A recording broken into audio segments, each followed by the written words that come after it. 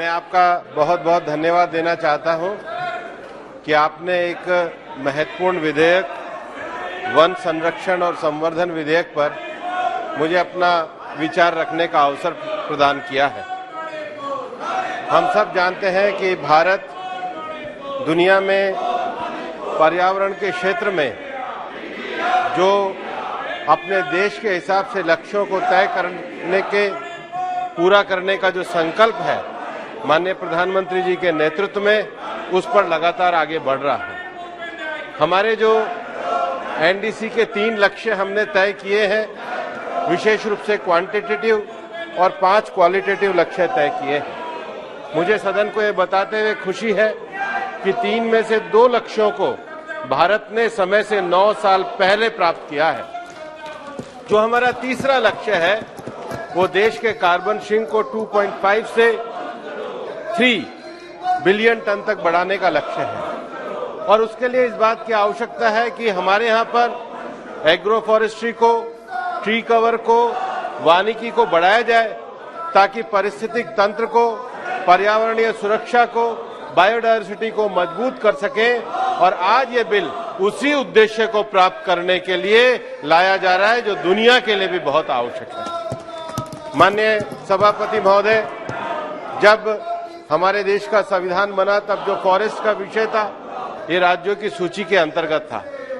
बाद में इसको केंद्र की सूची में लाया गया और अब ये समवर्ती सूची के अंतर्गत ये विषय आता है। इसी के अंतर्गत 1980 में फॉरेस्ट कंजर्वेशन एक्ट आया। परिस्थिति जब पैदा हुई जब सर्वोच्च न्यायालय के 12 दिसंबर 1996 के निर्णय में ये कहा गया कि फॉरेस्ट का अर्थ डिक्शनरी मीनिंग ऑफ फॉरेस्ट होगा। डिक्शनरी मीनिंग ऑफ फॉरेस्ट करने से जो एक बहुत बड़ी जिसको कह सकते हैं विसंगति पैदा हुई कि जो ऐसी भूमि थी जो राजस्व भूमि के रूप में अंकित थी, लेकिन जहां पर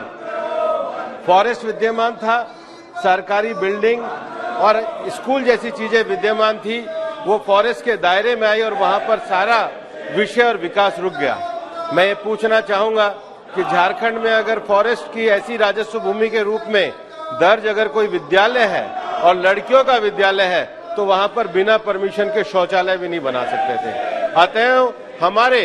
जो अनुसूचित जनजाति क्षेत्र में जो पब्लिक यूटिलिटी के विकास के कार्य हैं उसको पूरा करने के लिए इस बिल को अब समय अनुकूल बनाने के लिए संशोधन किया जा रहा है। और मैं यहाँ ये कहना चाहूंगा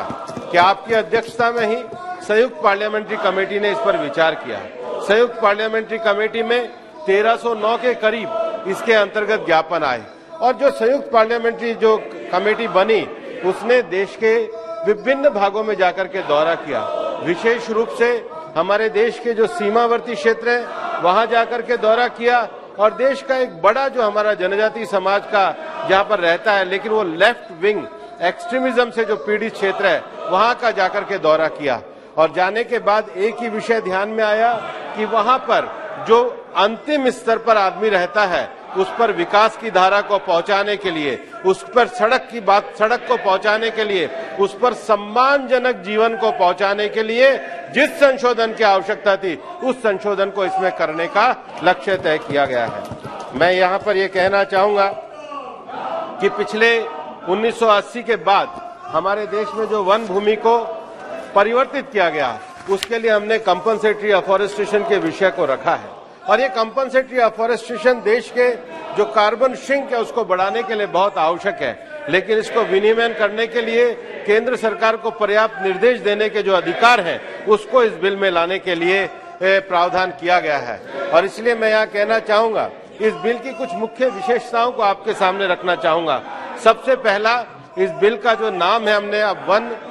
संरक्षण एवं संवर्धन रखा है। इस बिल का जो प्राथमिक उद्देश्य है वो देश के वनों का संरक्षण, देश की जैव विविधता का संरक्षण और जलवायु परिवर्तन की जो चुनौतियां हैं उससे निपटने के लिए देश का जो फॉरेस्ट एरिया है उसको मजबूत करने के लिए हम इसमें संशोधन लेकर के आए हैं। और इसीलिए ये देश का जो बिल है ये माननीय प्रधानमंत्री जी का जो एक विजन है कि हमारे देश का जो बिल हो वो देश की जनता के भाषा के नजदीक हो और इसलिए हमने अंग्रेजों के किए हुए फॉरेस्ट वर्ड को त्याग करके इसका नाम ही वन संरक्षण और संवर्धन विधेयक करा है, जो देश के सभी लोगों की मूल भाषाओं के नजदीक है। दूसरा मैं ये कहना चाहूंगा कि जो लैंड डाइवर्जन का विषय है, उसमें जो भूमि है, उसकी जो उपयोगिता है, उसकी जो अस्पष्टताएं हैं, उसको दूर करने का काम किया है। माननीय सभापति महोदय, आपको ध्यान में है कि आज भारत की बॉर्डर के क्षेत्र में जो राष्ट्रीय सुरक्षा के जो विषय हैं, उनकी रणनीतिक और जो सुरक्षा संबंधी विषय है, वहां पर उसको दूर करने के लिए वहां पर जो हमारी सड़कों का जाल है वो बिछाना बहुत आवश्यक है। मैं आपको ये कहना भी चाहूंगा, पिछले दिनों लद्दाख में चुशुल तक के एरिया में जाकर के आए, वहां लगभग -डिग्री टेम्परेचर पे भी हमारे सेना के जवान रहते हैं, लेकिन हमने अनेक कारणों से उनका तरफ जो सड़कें, जो आवागमन के साधन है, उनको जाने के लिए, देश की सुरक्षा के लिए, उसको पूरा करने के लिए इस बिल में प्रावधान किया गया है। दूसरा एक और विषय है, जो सार्वजनिक सड़कें हैं या रेलवे के किनारे जो छोटे प्रतिष्ठान हैं, उन लोगों को भी सुविधा देने का इसमें ये विषय किया गया है। एक जो तीसरा विषय देश में है, हम लोगों ने सामाजिक वानिकी को बढ़ाया, सोशल फॉरेस्ट्री को बढ़ावा दिया, लेकिन फिर भी लोग प्राइवेट क्षेत्र में फॉरेस्ट लगाने से डरते हैं। उनको लगता है अगर प्राइवेट क्षेत्र में हम फॉरेस्ट लगाएंगे तो कल को हम उसको काट नहीं पाएंगे। इस देश की जो बहुत बड़ा जो हम इंपोर्ट करते हैं, वो एग्रो फॉरेस्ट्री में हम बाहर से टीक का और वुड का हम बहुत बड़ा इंपोर्ट करते हैं। हमारे पूरे नॉर्थ ईस्ट में अगर जैसा एक बहुत बढ़िया पेड़ मिलता है, जिसके अंतर्गत लोगों को विकास की संभावनाएं हैं, इन क्षेत्रों में जो एग्रो फॉरेस्ट्री है, उसको बढ़ावा देने के लिए इस बिल के अंदर हम परिवर्तन लेकर के आए हैं। और इसके साथ ही साथ हम लोगों ने अधिक गतिविधियों में वन संरक्षण के लिए वानिकी जो गतिविधियों के अंतर्गत श्रेणी को बढ़ाने का काम किया है। जब तक हम फॉरेस्ट्री के क्षेत्र में श्रेणी को बढ़ाने का काम नहीं करेंगे, तब तक फॉरेस्ट्री के माध्यम से हम ज्यादा विकास के विषयों को आगे नहीं बढ़ा सकते। और सबसे बड़ी बात है, सरकारी और निजी दोनों संस्थाओं के संबंध में अधिनियम के प्रावधानों को हमने एकरूपता करने का प्रयास किया है। माननीय सभापति महोदय, हमको पता है विज्ञान और तकनीकी के विकास के कारण आज हमको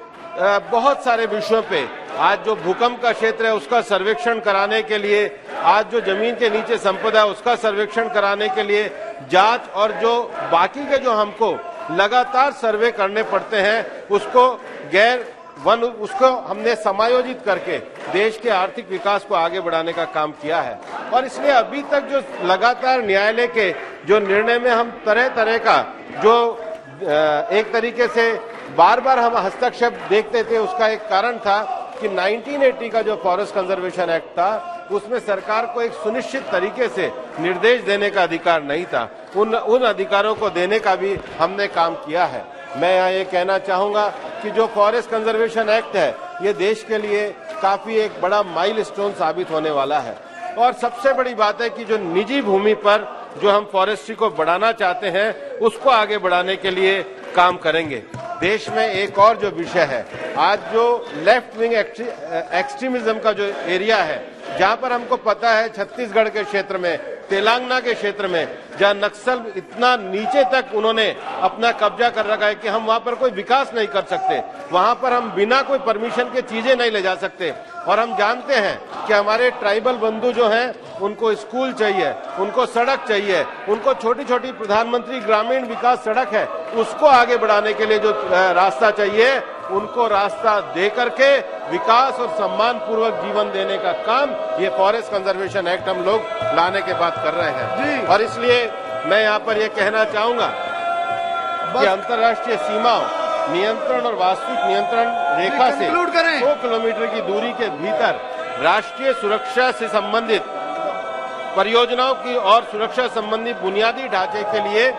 10 हेक्टेयर तक की भूमि की छूट से देश के अग्रिम क्षेत्रों में विशेष रूप से रणनीतिक और बुनियादी ढांचे में देश में एक नई मजबूती मिलने का काम रहेगा। इसलिए मैं आपको ये कहना चाहता हूं कि इस विधेयक में हम वानिकी संचालन, निगरानी, पर्यवेक्षण और जंगल की जो आग है उसके रोकथाम के विषयों को आगे बढ़ाने का काम करेंगे। मैं ये भी कहना चाहता हूं कि हमारे जो वन्य जीव हैं, वो वन्य जीवों को जो एंडेंजर्ड स्पीशीज है उनको अलग से रेस्क्यू सेंटर जैसे बनाने विषयों के लिए जो फॉरेस्ट के पास का एरिया है वहां पर भी हमने इसके अंतर्गत अधिकारों को चिन्हित किया है। माननीय सभापति महोदय, ये बिल एक दूरगामी परिवर्तनों को लेकर के आ रहा है। समय समय पर इसको बार बार रेखांकित किया गया है और इसीलिए सरकार ने इस बिल को इस सदन में लाने से पहले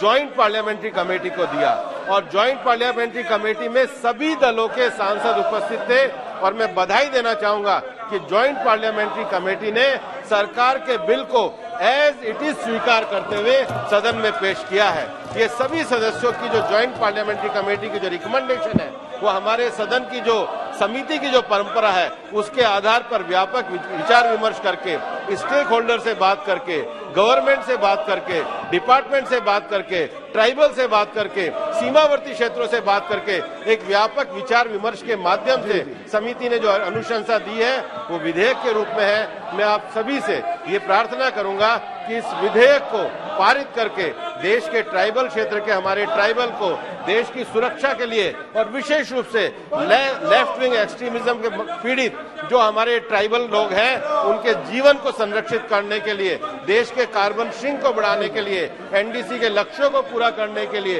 एग्रो फॉरेस्ट्री को बढ़ाने के लिए और देश के विकास के प्रधानमंत्री जी के अमृत भारत के विजन को बढ़ाने के लिए इस बिल को सर्वसम्मति से पारित करें। बहुत बहुत धन्यवाद।